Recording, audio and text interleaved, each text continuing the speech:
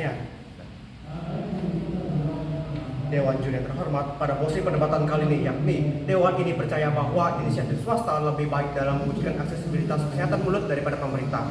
Maka perkenalkan, saya Dharma Jakarta dari tim pro atau pemerintah asal tim Pandegi KW dari SMA Negeri 1 Jaya. Dewan Juri yang terhormat, pada keadaan atau status quo Indonesia saat ini, kondisi kesehatan mulut Indonesia tidaklah terbilang baik, bahkan cukup baik saja terasa tidak pantas untuk kita katakan.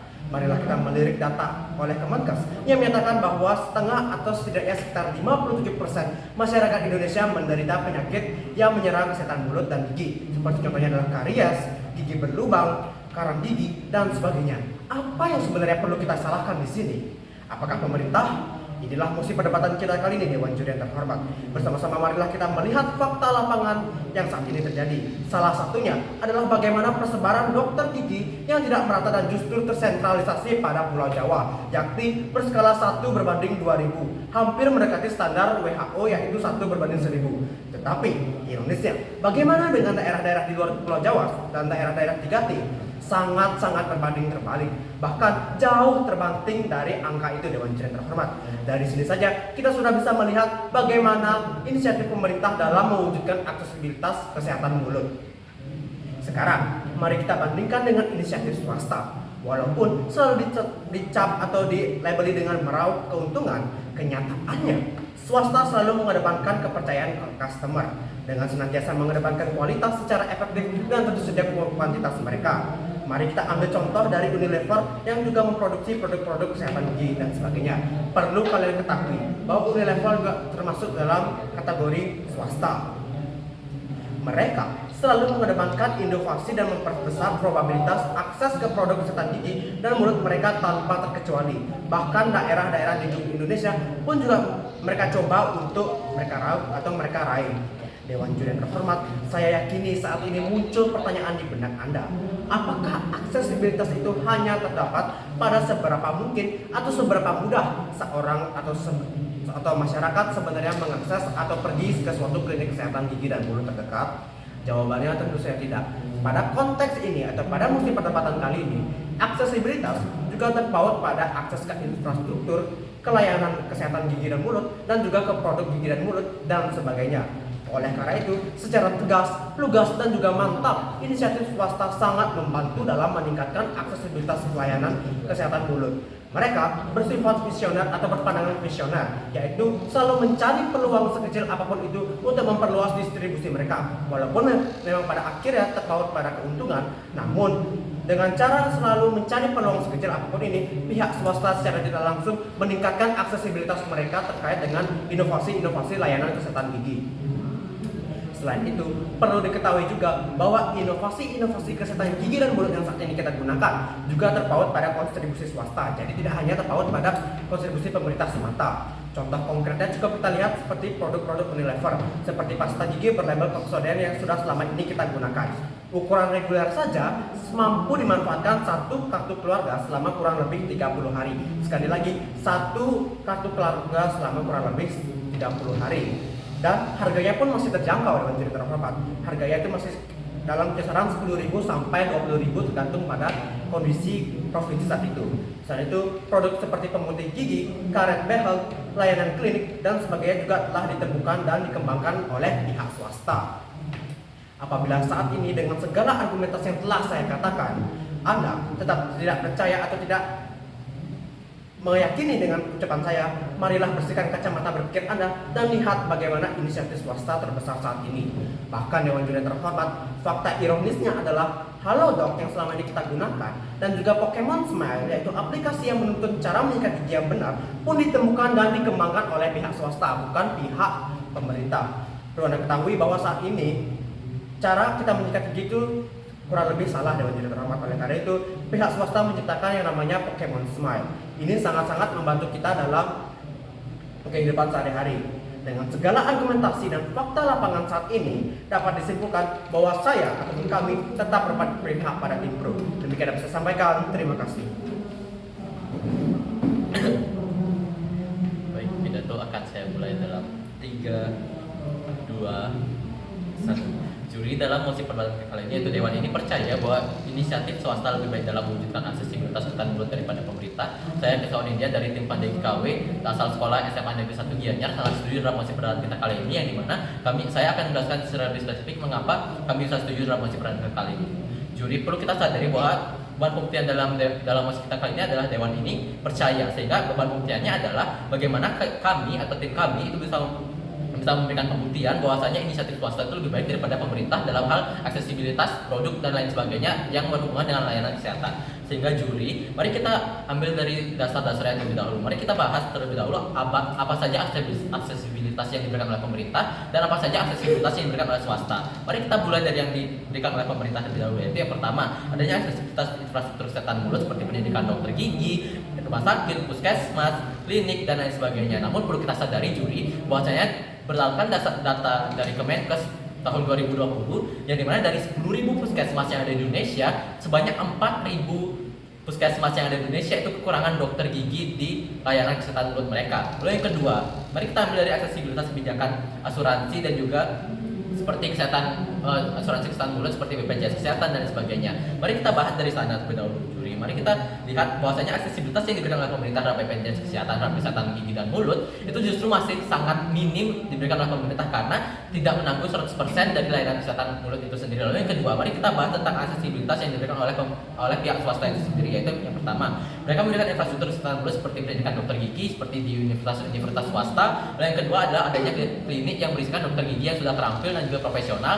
yang juga mengambil pundi-pundi uang dari klinik tersebut. Lalu yang kedua, mari kita ambil dari produk kesehatan mulut seperti pasta gigi, alat kesehatan gigi, gigi palsu, penyihir gigi dan sebagainya, yang dimana itu sudah tersebar ke seluruh Indonesia seperti yang sudah ditekankan oleh pembicaraan pertama dari tim kami. Lalu yang ketiga, dari layanan masyarakatnya itu sendiri, yaitu yang pertama, dari adanya iklan produk kesehatan mulut yang menyarankan bahwasanya masyarakat itu harus menjaga kesehatan mulut mereka. Lalu yang kedua, adanya aplikasi Halodoc dan juga Pokemon Smile yang mengajarkan masyarakat itu untuk lebih mementingkan atau lebih percaya dengan adanya kebijakan atau kata-kata dari dokter itu sendiri, yang sehingga memudahkan aksesibilitas masyarakat untuk bertanya kepada dokter gigi itu sendiri. Lalu mari kita komparasikan kedua hal tersebut. Satu, pemerintah mungkin akan lebih unggul dalam segi harga karena mendapatkan subsidi dari BPJS Kesehatan dan sebagainya. Tapi perlu kita ingat, BPJS Kesehatan itu tidak menanggung 100% biaya kesehatan mulut dan juga gigi, tetapi hanya menanggung kesehatan atau tindakan ringan saja seperti konsultasi gigi dan sebagainya. Ditambah kualitas yang diberikan oleh pemerintah itu juga kadang tidak konsisten, ada yang bagus, ada yang buruk. Lalu yang kedua, mari kita bandingkan dari goals kedua belah pihak, yaitu pihak pemerintah dan juga swasta. Satu, pemerintah itu ingin pemerataan kesehatan mulut di setiap wilayah,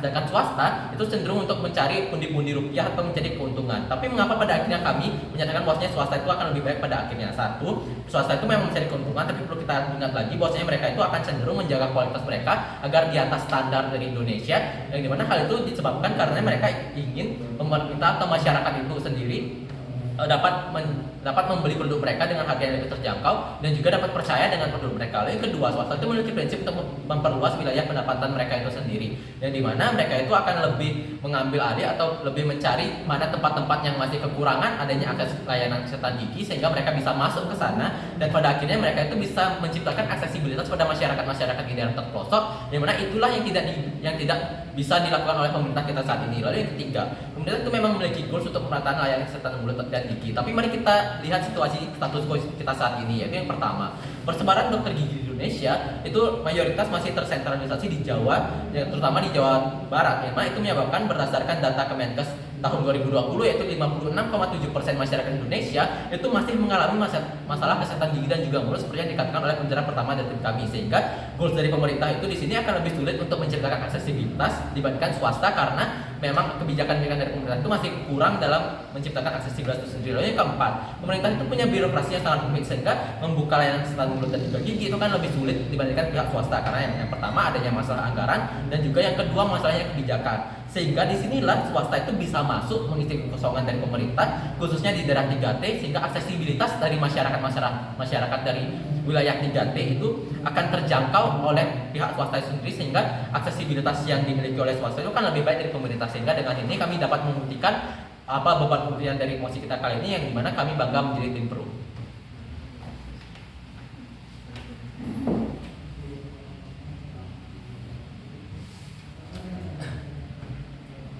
Baik, pada mosi perdebatan kita kali ini yaitu 2019 ini percaya bahwa inisiatif swasta lebih baik dalam mewujudkan aksesibilitas kesehatan mulut daripada pemerintah. Saya Vidi Dharma, selaku pembicara ketiga dari pihak pro, tepatnya pada tim Pandegi KW dari SMA Negeri 1 Gianyar, akan bahas lebih lanjut terkait posisi pada kali ini.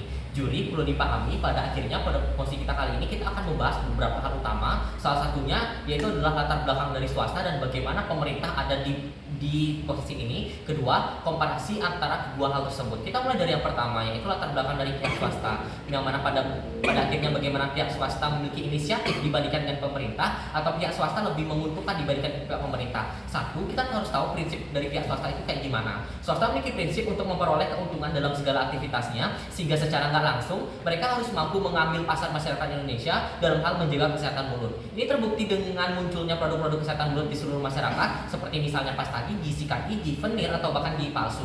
Kita bisa lihat bahwa pada akhirnya seluruh masyarakat Indonesia mampu untuk memperoleh produk kesehatan mulut tersebut melalui produk swasta seperti misalnya Pepsodent yang dibuat oleh Unilever dengan harga terjangkau dan juga kualitas yang memadai. Kita lihat yang kedua, yaitu moralitas dari pihak swasta. Kita lihat bahwa dari prinsip swasta, kita tahu kalau misalnya dia memperhatikan moral dari konsumen itu, dia nggak ingin kehilangan konsumen mereka, dan pada akhirnya ini yang membuat mereka mampu untuk mempertahankan kualitas mereka dan kredibilitasnya terhadap masyarakat itu tersendiri.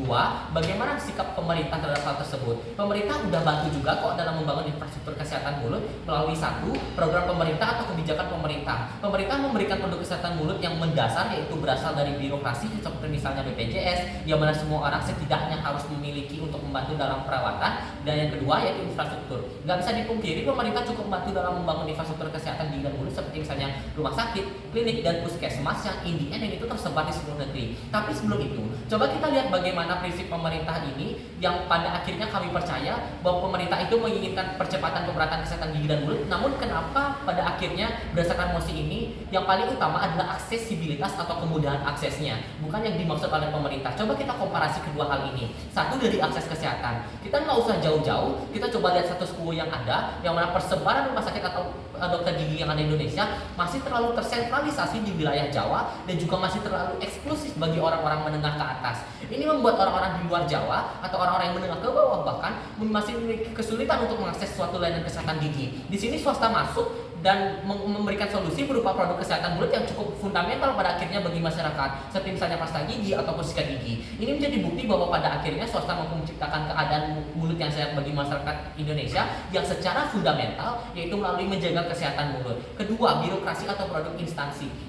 Pemerintah datang berperan sebagai pemberi kebijakan yang cukup baik dengan memberikan birokrasi dan pelayanan kesehatan seperti misalnya BPJS. Tapi kita lihat perbandingannya. Kami percaya nggak semua orang mampu untuk memiliki BPJS, dan walaupun punya, nggak semua penyakit gigi bisa ditanggung oleh pemerintah atau melalui BPJS tersebut. Penyakitnya harus ada ketentuan tertentu atau separah tertentu. Ini membuat masyarakat sulit atau agak malas untuk menjaga kesehatan gigi mereka. Sementara itu kita lihat walaupun swasta memiliki prinsip untuk memperoleh keuntungan, tapi in the end produk mereka mampu untuk bertahan lama, masih berkualitas, dan masih cukup ramah di kantong. Dan yang paling utama, gak ada ketentuan harus separah apa untuk menggunakan produk itu, sehingga semua masyarakat masih mampu atau masih boleh untuk menjangkaunya. Selain itu kita lihat kalau misalnya produk dari yang diberikan oleh swasta itu masih bisa digunakan oleh masyarakat Indonesia saat ini dalam layanan kesehatan seperti misalnya Halodoc ataupun Pokemon Smile yang bisa digunakan tanpa mengeluarkan uang sepeser pun. Ini menjadi keuntungan bagi pihak swasta itu tersendiri karena mereka mampu memberikan aksesibilitas atau kemudahan bagi masyarakat Indonesia,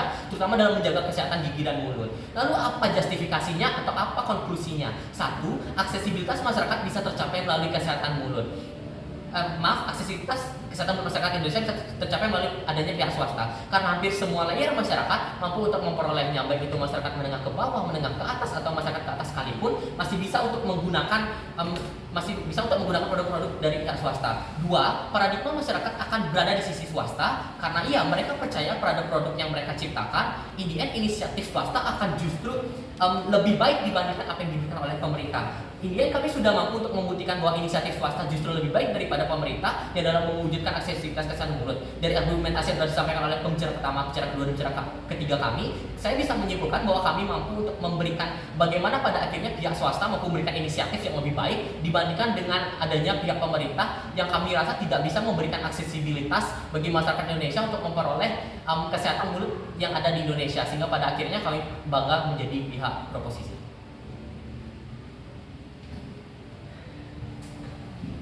Tapi kayaknya kita harus take ulang deh. Lanjut. Aku ngerasa aku masih cepet om.